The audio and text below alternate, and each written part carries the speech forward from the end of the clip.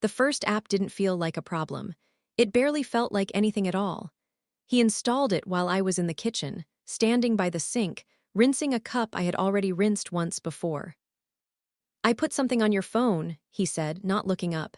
His voice was casual, light, the kind of tone that doesn't invite questions. I dried my hands slowly and walked over. "What kind of something?" I asked. He held the phone in his hand, tapping the screen with quick, precise movements. "Just something to make things easier," he said. Easier. The word landed quietly. It always does, because it sounds reasonable, because it suggests improvement, because it doesn't feel like something you should question. I nodded. "Like what?" He turned the screen toward me. "A clean interface. Simple icons, large text, a name I didn't recognize. It helps organize your apps," he said, "so you don't have to search for things." I looked at it for a moment, then at him. "I know where my apps are," he smiled slightly. "I know, this just makes it faster." Faster, another word, another small adjustment, not necessary but acceptable. I didn't argue. Because it wasn't worth it, because it didn't feel like a change, not really. He handed the phone back to me. "Try it," he said. I nodded. "Okay." And that was it. No discussion, no decision. Just something added. That afternoon I noticed the difference. Not immediately, not in a way that stood out, just small things. The icons looked different, grouped, rearranged. My banking app wasn't where it used to be. My messages had moved. Even the settings icon felt shifted. I hesitated for a moment, then tapped what I thought was the right place. It worked. Everything still worked, just differently. That night I told myself it didn't matter, because nothing was broken, because everything was still there, because I could still use it. And that's how it begins, not with something taken away, with something added. The second app came 2 days later. This time he told me before he installed it. "I'm putting something else on your phone," he said. Same tone, same rhythm, as if it followed naturally from the first. "What is it?" I asked. "A reminder system," he said. "So you don't miss anything important." I frowned slightly. "I don't miss things." He nodded immediately. "I know," the same pattern, acknowledgement without agreement. "It's just in case," he added, "just in case."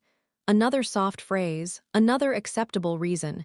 He installed it quickly, didn't ask for permission, didn't wait for a response, just did it. Then he handed the phone back. "Look," he said, the screen showed a list. Appointments, notifications, things I recognized, but also things I didn't remember adding. "Where did this come from?" I asked. "I synced it," he said. "With your email." Synced, another word, another step. Something connecting things that hadn't been connected before. I scrolled slowly. My doctor's appointment. Yes. My utility bill. Yes. A reminder to call the insurance office. I paused. "I didn't set this," I said. He leaned slightly closer. "You mentioned it last week," he said. "I just added it so you wouldn't forget." Forget. There it was, again, the same word, the same reason, the same foundation. "I wasn't going to forget," I said. He smiled. "I know," but again, that didn't change anything. The reminder stayed, the system stayed, the structure stayed. That night I noticed something else. The phone buzzed, not loudly. Just a soft vibration on the table. I picked it up, a notification. "Call insurance office." I looked at it for a moment, then dismissed it, because I already knew, because I didn't need to be told. A few minutes later, it buzzed again. The same notification. I frowned slightly, then dismissed it again. A third time, stronger this time, more insistent. I picked it up and stared at the screen. Because now it wasn't just reminding me. It was repeating, pushing, insisting. I walked into the living room. He was sitting on the couch, laptop open, same position as always. "My phone keeps buzzing," I said. He looked up. "Oh, yeah," he said. "It repeats until you complete the task." I blinked. "Complete it?" "Yeah," he said, "so it knows it's done." Knows. Another word, another layer. "How does it know?" I asked. He shrugged slightly. "You confirm it." Confirm, another step, another action, another piece of structure. I looked at the screen again. At the notification still sitting there. Waiting, expecting something, I pressed complete. The notification disappeared. Silence returned. The room felt normal again, but something had changed. Not in the sound, in the control. The next morning there was another notification. Check messages. I had already checked them. Still it buzzed, again and again, until I opened the app. Until I followed the instruction. Until I confirmed. That was when I noticed it. Not the apps, not the layout, not the reminders, the behavior, the way I responded, the way I adjusted. Without thinking, without deciding, I looked at my phone, then at him, because now the apps weren't just there. They were shaping something, quietly, step by step. And I hadn't noticed when it stopped being optional. I didn't uninstall anything. That mattered, because removing the apps immediately would have ended something I didn't fully understand yet.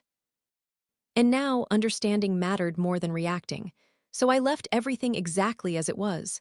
The layout, the reminders, the system, and I watched.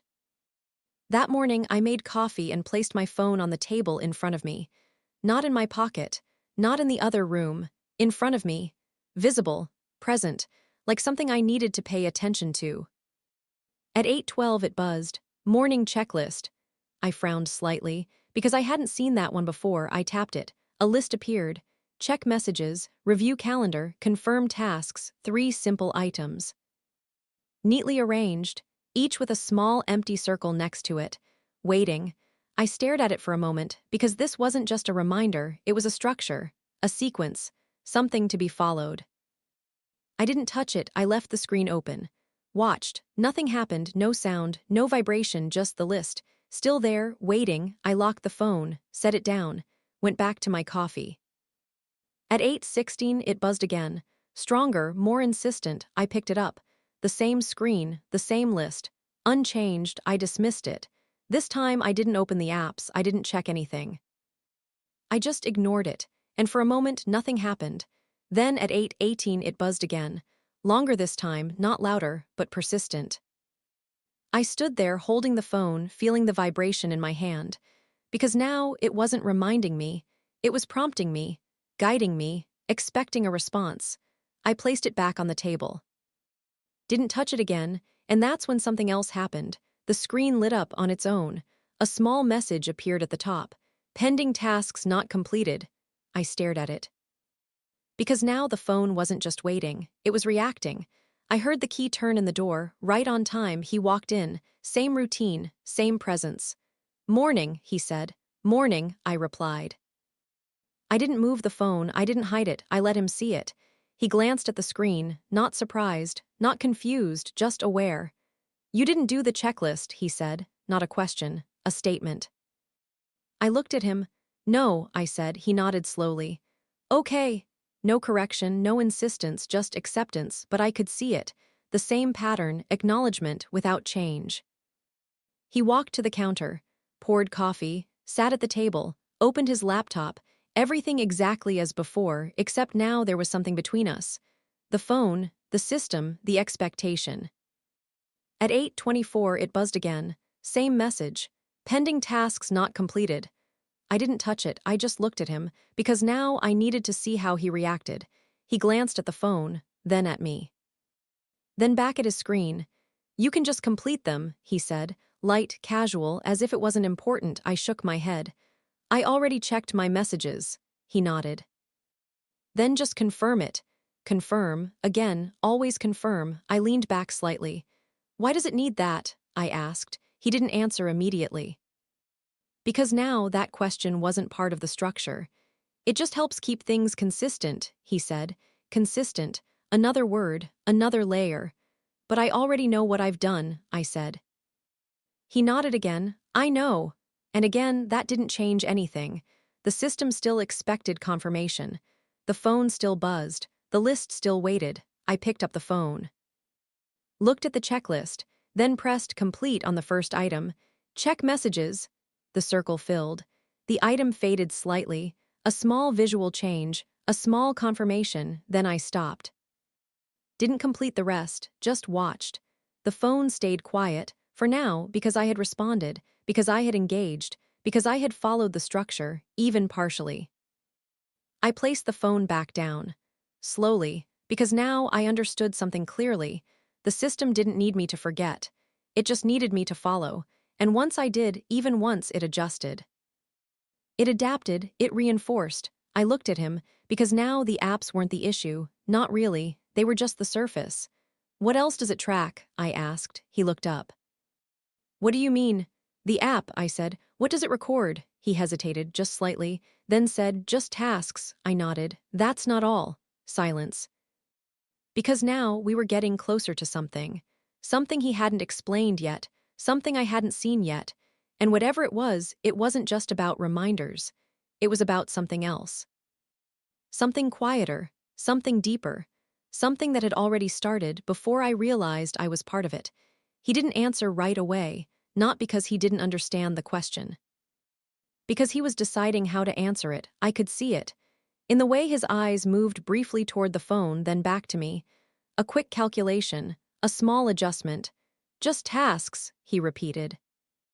The same words, the same tone, but now they didn't land the same way. I nodded slowly. Because repetition doesn't make something true, it just makes it familiar. I reached for the phone again. Unlocked it, opened the checklist, looked at the remaining items, review calendar, confirm tasks. I tapped the second one. Review calendar. The calendar opened.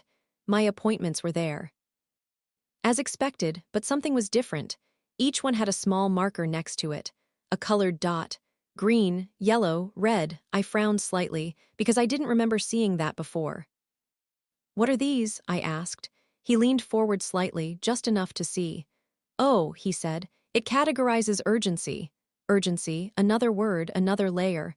What determines that? I asked. He hesitated, then said, the system. The system, not him, not me, something else, something neutral, something that doesn't question itself. I tapped one of the appointments. Doctor visit. Green. Why is this green? I asked. It's routine, he said. No immediate action needed. I tapped another, insurance call, yellow. Because you delayed it, he said. There it was again, delay, tracked. Measured, assigned. I didn't respond. I just looked at the screen. Because now it wasn't just organizing information. It was interpreting behavior. Turning actions into data. Data into meaning. Meaning into structure. I closed the calendar, went back to the main screen, then opened the app settings, because now I needed to see what I hadn't been shown. There were more options than I expected.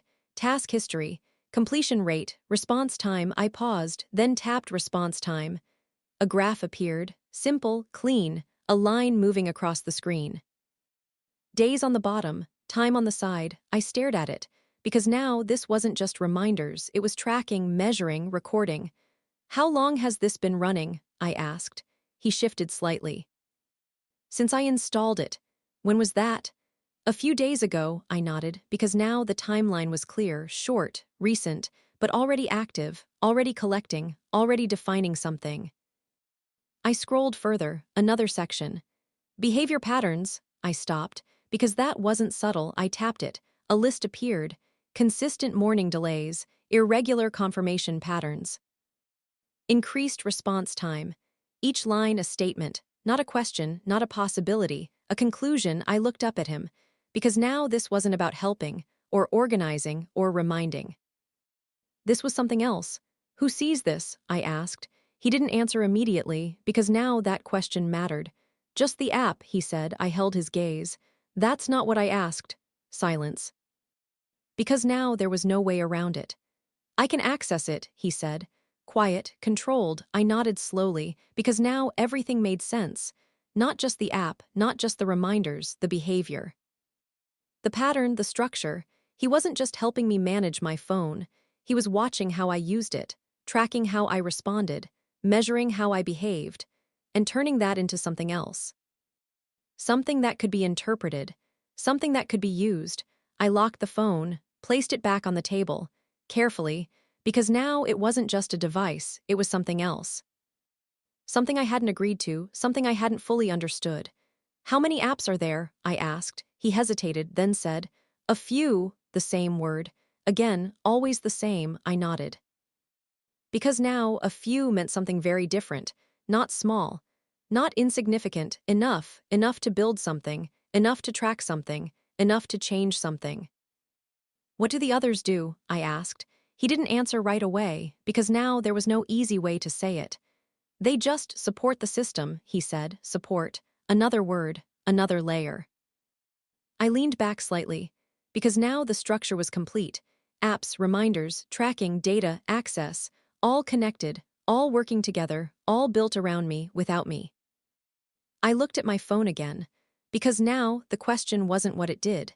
It was what it had already done, and how much of it was still running without me realizing it. I didn't open the app again, not right away, because now I already knew enough to understand the direction, enough to see the structure. What I didn't know yet was how far it went. And that mattered more. I stood up slowly, picked up my phone, then walked to the other side of the room, not far, just enough to change the space, to take myself out of the position I had been in. Because sitting across from him with the phone on the table was part of the system now, and I needed to step outside it. He watched me, carefully, not stopping me, not questioning me. Just observing. What are you doing? He asked. The tone was light, but there was something underneath it, something tighter. Looking, I said, simple, clear. I opened the settings again. Scrolled past the app, past the notifications, into something I hadn't checked yet. Permissions, location, access. I tapped permissions and stopped, because now it wasn't subtle anymore. Access to messages, access to calls, access to notifications, access to usage data, everything enabled. I stared at it, because this wasn't just about reminders or tracking response time.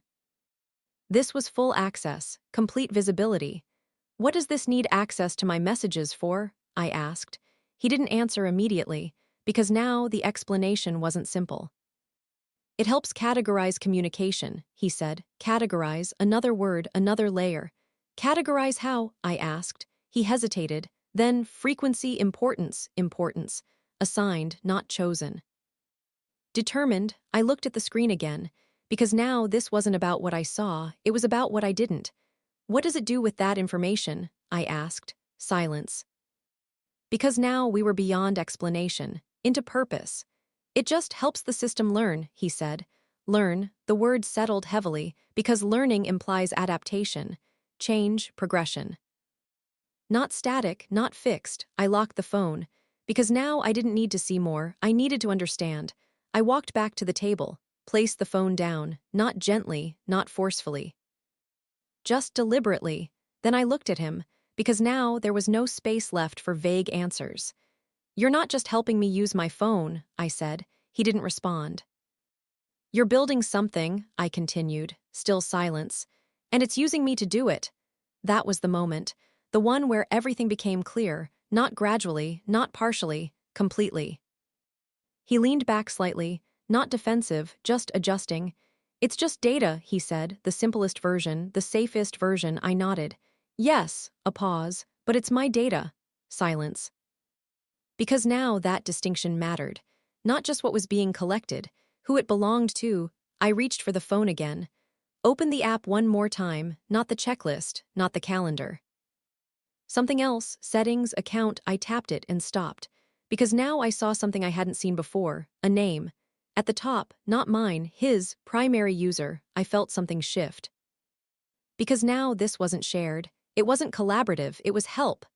It was his system, running on my phone, using my information, tracking my behavior under his control. I looked up at him. Because now there was no confusion left. This isn't my phone anymore, I said. He shook his head immediately. It is. The answer came too fast, too automatic. I turned the screen toward him. Pointed to the name. This says otherwise. He didn't respond, because now there was no way to reframe it. No softer version, no alternative explanation, just truth. I locked the phone again. Placed it on the table. And for the first time since this started, I didn't feel confused, or uncertain, or unsure. I felt clear, because now the problem wasn't the apps, it wasn't the reminders. It wasn't even the tracking, it was control. And control had already shifted, without me realizing it. Until now, I didn't sit back down. Because sitting would bring me back into the position he understood. Across from him, at the table, with the phone between us.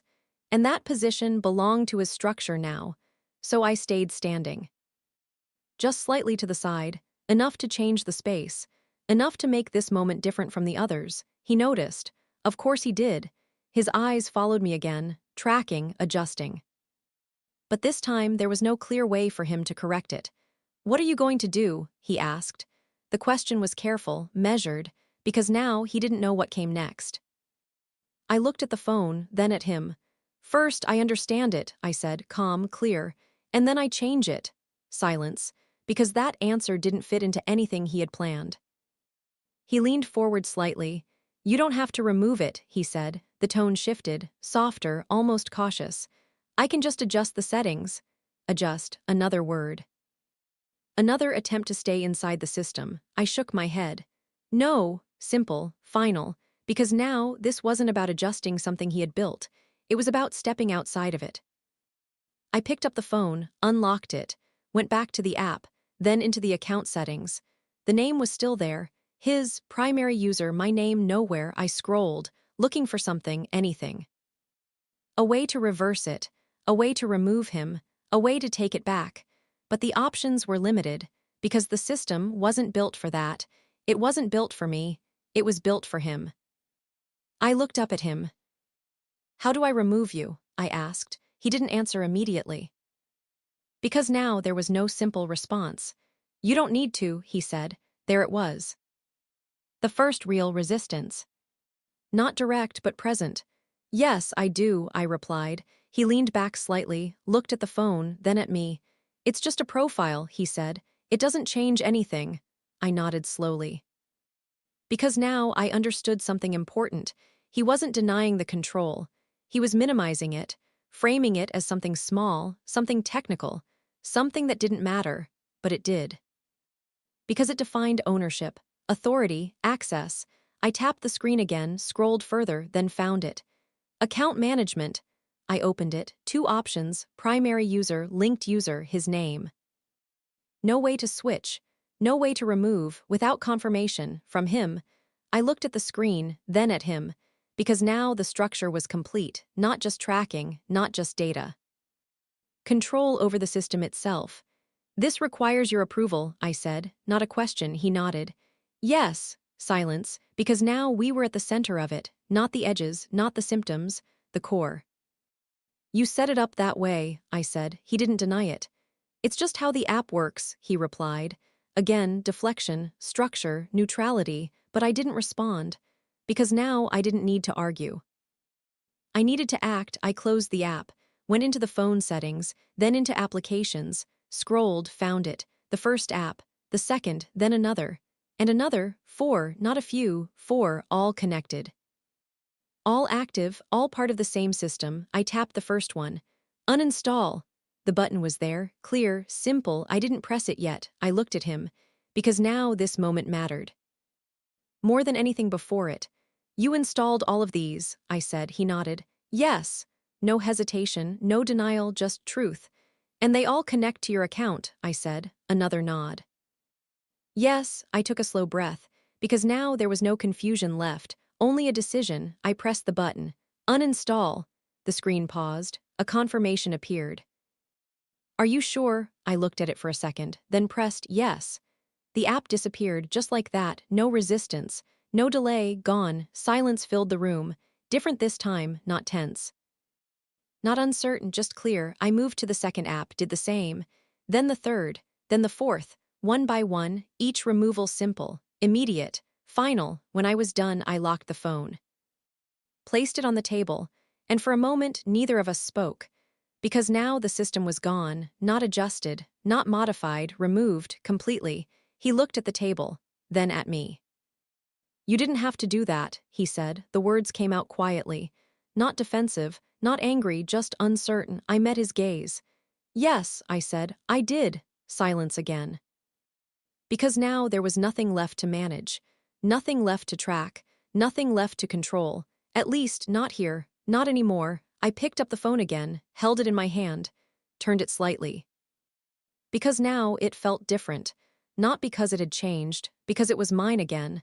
And that was the only thing that mattered. He didn't stop me. That was the first thing I noticed after the last app disappeared. He didn't reach for the phone, didn't tell me to wait, didn't try to explain again, he just watched. And that silence told me something. This wasn't the part he had prepared for. Adjustments, yes. Small corrections, yes, but not removal, not a complete break. I stood there for a moment, the phone still in my hand, because now I needed to understand what was left, not what had been removed. What remained? I unlocked it again, opened the settings. Scrolled slower this time, more careful, because even without the apps, something still felt different. The layout, the notifications, the behavior not completely back to normal.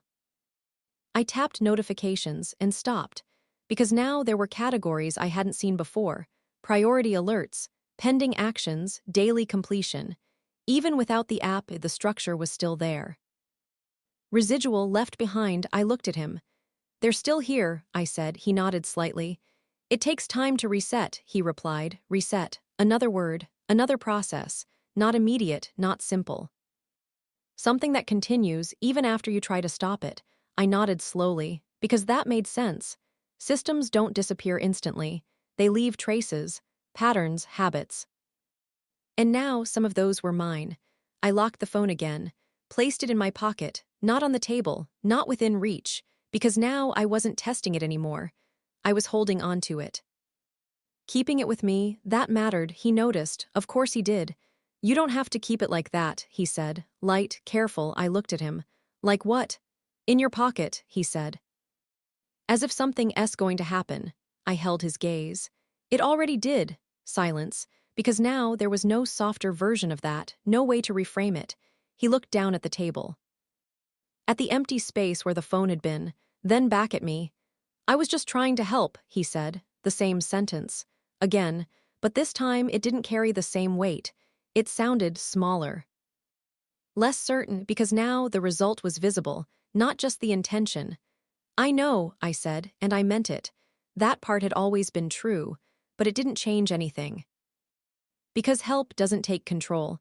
It doesn't replace, it doesn't decide. I walked to the counter, poured myself another cup of coffee. Routine, simple, unstructured.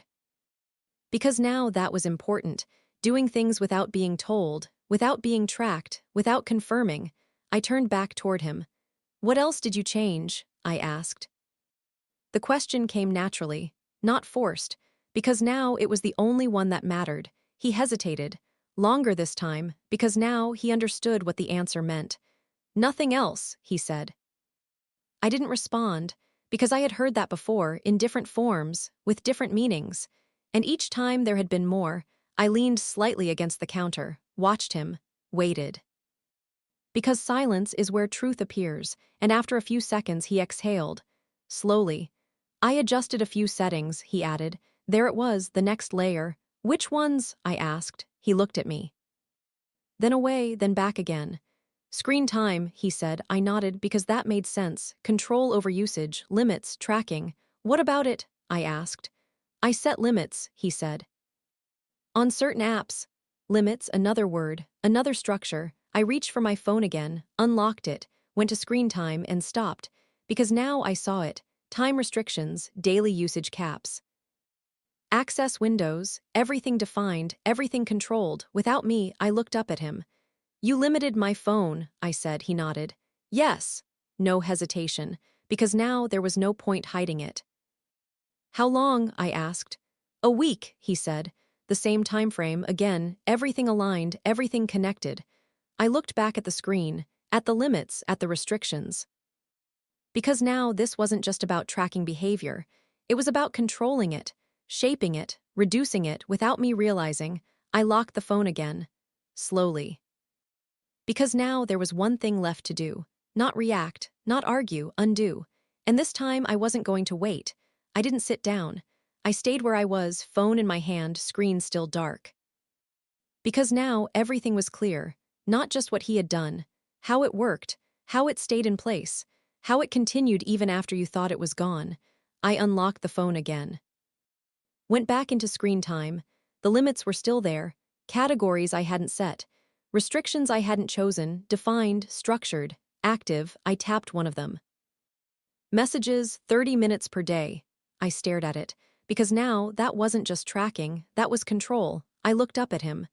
You decided how much I can use my phone, I said. He didn't deny it. It was too much, he replied. The sentence was simple, direct, not defensive, just stated. I nodded slowly, because now we were past explanation, into justification. Too much for who? I asked. He didn't answer right away, because that question didn't have an easy answer. For you, he said finally. Again, the same pattern, everything framed as something for me, even when it was. I looked back at the screen, at the timer, at the small clock icon next to the app, then I tapped Remove Limit. A prompt appeared. Enter passcode. I stopped. Because now there was something new, something I hadn't seen before. A code. Not mine, I tried mine anyway. It didn't work. I looked up at him, because now the structure had one more layer. You set a passcode, I said. He nodded. Yes. No hesitation, no explanation, just confirmation. I stared at him for a moment, because now this wasn't just something he could adjust. It was something I couldn't, without him, without his permission. I lowered the phone slightly, because now this wasn't just about undoing settings, it was about access, authority. Control over the control itself. You locked my phone, I said. He shook his head. Not locked, he replied, just limited. I almost smiled, because that distinction didn't change anything. Not really. It requires your code, I said. Yes, silence, because now there was no softer version of that, no alternative interpretation, just truth. I looked back at the screen, at the prompt. At the place where my access ended, then I pressed cancel, went back, tapped another limit, same result. Passcode required. I locked the phone, held it in my hand for a moment. Then placed it on the table, carefully, because now this wasn't about the phone, it was about what it represented. You're controlling what I can do, I said. He didn't respond. Because now there was no way around it. Not with words, not with explanation, not with intention, only with action. I picked up the phone again, went into settings, scrolled. Looking for something else, something deeper, something that bypassed everything else, then I found it. Reset, I tapped it. Options appeared. Reset settings, reset network, erase all content. I paused, because now this wasn't a small change. This wasn't an adjustment. This was everything. I looked up at him, because now this moment mattered more than any other. What are you doing? He asked. His voice changed, not louder but tighter, more present. I held his gaze. Taking it back, I said, simple, clear, final. He leaned forward slightly. You don't have to erase everything, he said. There it was, the first real push, not stopping me, but trying to redirect, trying to keep something. No, I said, I do. I looked back at the screen. At the option, erase all content and settings. Because now that was the only way, not removing apps, not changing settings, not adjusting limits, resetting everything. Back to zero, back to me. I tapped it, another prompt appeared. Enter passcode. I entered mine. This time it worked, because this wasn't his layer. This was deeper, more fundamental. A second prompt. Confirm erase. I didn't hesitate, I pressed it. The screen went black, then white, then the loading symbol appeared. Slow, steady, irreversible. I placed the phone on the table and stepped back. Because now it was done, not partially, not temporarily, completely. He watched it, the screen, the process, the reset, and for the first time he didn't say anything. Because there was nothing left to adjust, nothing left to manage, nothing left to control. The system was gone. We didn't speak while it reset. The screen stayed white, the loading circle turning slowly, steadily, as if it didn't belong to either of us anymore. Not his, not mine. Just clearing, that silence mattered. Because for the first time since this started, there was nothing in between us. No system, no structure, no quiet layer interpreting things before they reached me, just space. When the screen finally changed, it wasn't to anything familiar. No apps, no layout, no reminders, just a simple setup screen.